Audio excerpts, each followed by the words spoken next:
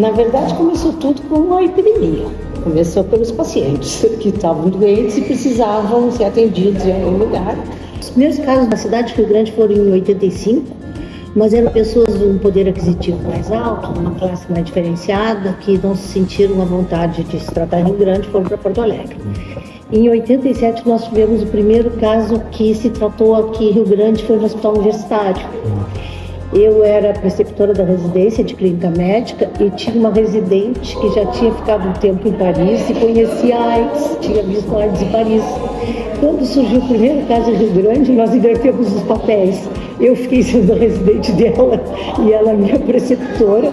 E a partir daí começaram a ter os casos de AIDS e foram sempre atendidos no hospital universitário. Com o aumento da epidemia, se via que precisava descentralizar, desde esse tempo a gente pensa nisso, e o Brasil formou desde o início uma grande rede de atendimento às pessoas que vivem com HIV, que na época se chamava as pessoas que tinham AIDS, que agora se chama pessoas que vivem com HIV.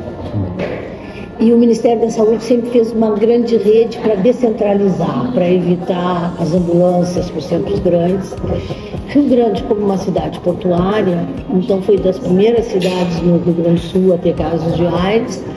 E aí a gente já estava trabalhando aqui, um grupo de pessoas, de médicos e enfermeiras, e o Ministério da Saúde começou a fazer cursos de capacitação, com descentralização, e aos poucos o Hospital Universitário foi se consolidando como um grande centro de referência. E a partir daí, então, vieram muitos projetos. Teve AIDS 1, AIDS 2, universidades, que eram projetos que as universidades coordenavam e promoviam cursos de capacitação. E um desses projetos, então, em 95, foi instalado o CTA, foi isso, o Centro de Testagem. Centros de Testagem e Aconselhamento, na época eram chamados de COAS, que é Centro de Orientação e Apoio Sorológico. É um programa do Ministério que iniciou no final da década de 80. Inclusive, o primeiro COAS foi em Porto Alegre, no ano de 1988. E esse COAS que começou a dar origem aos outros, né? E foi lá que nós fizemos nosso treinamento para iniciar aqui em 95. Então, aqui nós iniciamos em 95, nós tivemos a colaboração da secretária Zuma Guimarães Neto, na época que era secretária de Saúde, e tivemos a colaboração também do Serviço de Infectologia do Hospital Universitário, que já era referência para todo o sul do estado, na pessoa da doutora Jussara Silveira, que nos ajudou a elaborar o projeto. Era uma época de muito pouco recurso, muito pouca informação e de muito preconceito. Então isso dificultava todo o processo, né? Dificultava que as pessoas viessem buscar os seus exames, o seu diagnóstico, por medo do preconceito. Na realidade, a prefeitura, desde o início da pandemia, entendeu que não poderia deixar tudo às custas do hospital universitário, que isso era um problema da cidade portuária de Rio Grande e não um problema do hospital universitário. Então, desde bem no início, ainda estou falando de década de 80, a prefeitura cediu os kits para fazer o diagnóstico e nós fazíamos os exames lá no hospital universitário.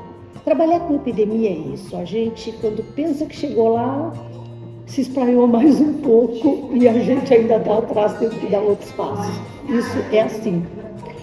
E então se viu que não podia ficar tudo no hospital universitário, que tinha que vir para cá, então foi aí que foi fundado o CTA. Já tinha coordenação municipal.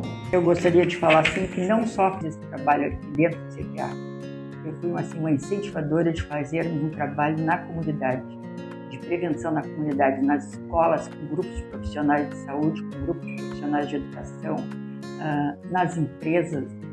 Na Barra, nós fomos em muitas empresas fazer essa orientação de como se transmitia a infecção sexualmente transmissível.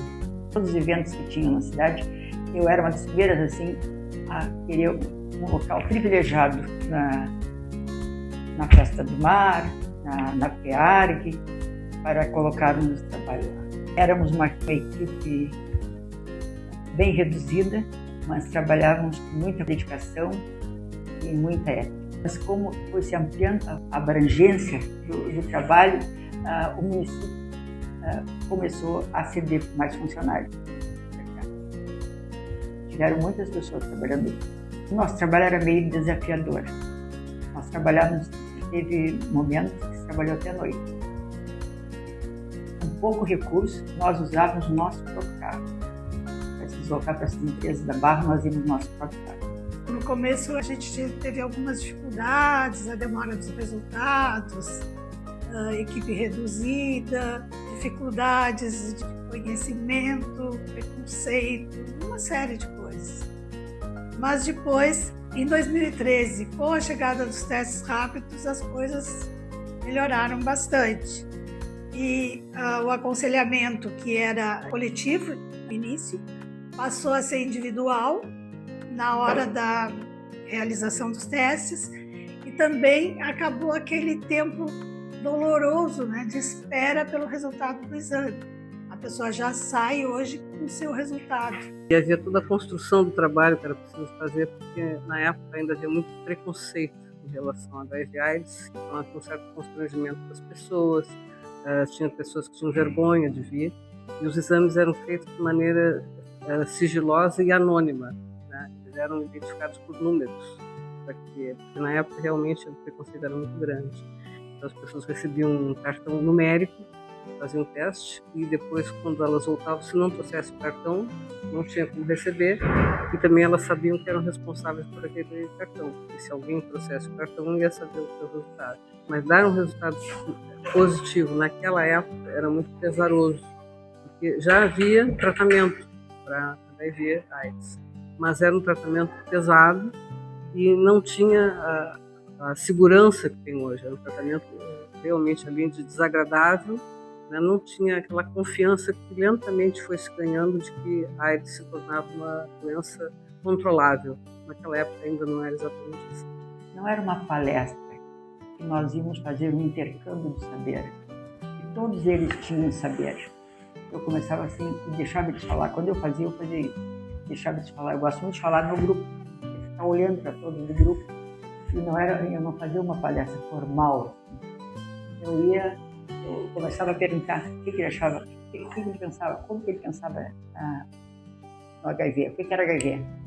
Eles iam dizendo, penso, não penso nada, como se pega, como não se pega, se contrai, pode se contrair o HIV do dentista. Eu fazia toda a palestra assim, eu fazia assim. As diferentes maneiras de contrair o HIV, a gente falava, eles me diziam, eu escrevia num quadro. O público LGBT sempre teve essa questão de procurar esse dispositivo do CTA. Até início dos anos 90, a questão do HIV era um monstro. E assim, o pessoal e nós tínhamos esse rótulo, e o pessoal sempre falou muito bem, sempre foi muito bem atendido pelo pessoal do CTA, tanto o pessoal antigo como o pessoal de hoje que está trabalhando no CTA. É uma relação muito boa, é uma relação bem proveitosa, até porque o nosso pessoal ele chega fragilizado aqui, ou por uma IST, ou até mesmo por um diagnóstico de HIV, e aí eles chegam aqui, são bem atendidos, são bem acolhidos pelo pessoal. Anos 80, anos 90, ser LGBT era um sinônimo de AIDS.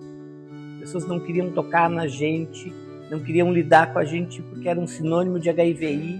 Até tu desconstruir todo esse preconceito, toda essa redoma que tinha na volta da gente, foi difícil. Tanto o pessoal do CTA quanto o pessoal do IST/AIDS, eles trabalharam juntamente com a comunidade LGBT e o movimento social LGBT para desconstruir isso. Na época não existia essa internet, essas redes sociais, né? As pessoas se informavam por jornais, TV e rádio. Então era mais fácil fazer esse trabalho com palestras. As pessoas assistiam essa palestra em que a gente informava sobre o teste de HIV, o teste de VDRL, sífilis, e também passou a ser feito os testes das hepatites B e C. E a gente então esclarecia como eram esses testes dessas doenças. Né? Depois da palestra, as pessoas colhiam sangue e precisariam voltar em 2 semanas para ter o seu resultado. E essa espera fazia com que se perdessem muitas pessoas não voltavam. Né? Nessa época, com essa coleta de dados, inclusive a universidade, o departamento de patologia, fez uma pesquisa dessa dificuldade do CTA de retorno e constatou que de 2001 a 2004 se perdia de 31% a 37% dos resultados positivos não vinham buscar. Então, pessoas que faziam testes e não retornavam para buscar seu exame continuavam sem saber da sua sorologia. Essa era uma das maiores dificuldades na época. Sempre gostei muito da minha profissão, sempre tive muito amor. Eu sempre digo, eu fiz a minha parte, a minha pequena parcela para a comunidade, foi ajudando, né, na saúde. E eu coletava o material, eu tinha assim, paixão para coletar, não tinha problema de função, sabe? Porque às vezes fica nervoso, o paciente não tem uma veia boa, né? Não, eu conseguia. Não é querer me exaltar, mas eu conseguia, muito fácil. Eu adorava fazer as coletas, porque coletar era a minha técnica, era aquela coisa, era o meu serviço, entende? A minha profissão era o que eu fazia, só porque o resto não tinha, né? Minha profissão. E aplicar bezetacil. E aí foi melhorar os testes, muito. Não dá para comparar com aquela época.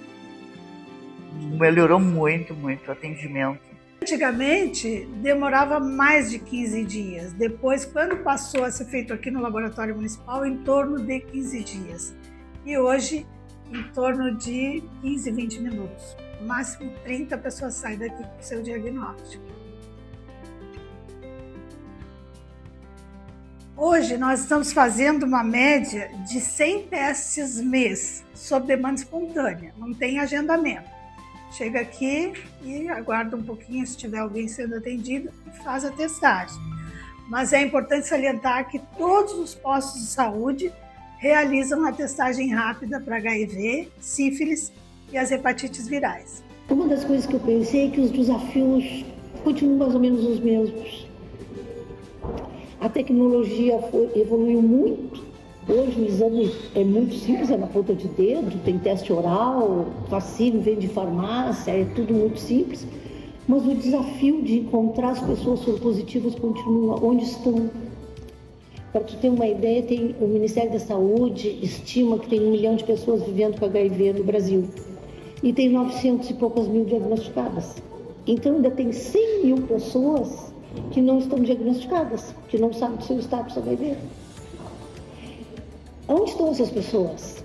A medicação no início, chamada de coquetel, né, era um monte de remédio, né, que tinha que tomar em horários diferentes e era complicado de as pessoas entenderem como usar a medicação.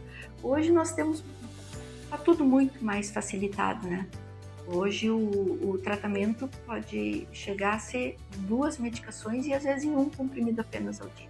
Hoje também nós temos as profilaxias para impedir a infecção do HIV, que são a PEP e a PrEP. A PEP, então, é a profilaxia pós-exposição, ou seja, eu tenho uma situação de risco, eu faço o tratamento durante 28 dias com o antirretroviral para impedir que ele efetivamente me contamine pelo HIV. Né? E a PrEP é a profilaxia pré-exposição. Ou seja, se eu tenho um risco maior de vir a adquirir o vírus do HIV, eu já tomo medicação antes, né? Eu já me protejo antes. A gente tem algumas formas de lutar contra a infecção pelo HIV, né? A primeira é identificando as pessoas que têm o vírus e tratando, porque elas não estão mais contaminando, né? Quando elas estão tomando medicação, elas não contaminam mais. E segundo, evitando novas pessoas de contrair o vírus, né? E assim, essas profilaxias, elas são importantes nesse segundo passo, porque elas ajudam realmente a proteger as pessoas contra a infecção do HIV, né? Então, todas as pessoas que hoje se sentem em situação de risco para adquirir o vírus do HIV, por qualquer motivo na sua vida, elas podem vir e fazer gratuitamente essa profilaxia, que vai protegê-la contra a infecção do vírus do HIV. E quem tiver tido uma situação de risco e não estava usando nenhuma proteção e teve uma situação de risco, ela tem a opção de fazer a PEP, que é a profilaxia pós-exposição. Ela tem que ser iniciada até 72 horas após a ocorrência do risco, e essa pessoa vai usar comprimido durante um período de 28 dias e isso também impede a infecção do vírus. Apesar desses mais de 3.000 atendimentos anuais, é importante que a população procure não só o CTA, mas também as unidades básicas de saúde para fazer a testagem, para procurar a profilaxia pré e pós-exposição, para que a gente interrompa a transmissão do vírus e das infecções sexualmente transmissíveis e consiga superar essa realidade ainda presente no Brasil e na nossa cidade especialmente.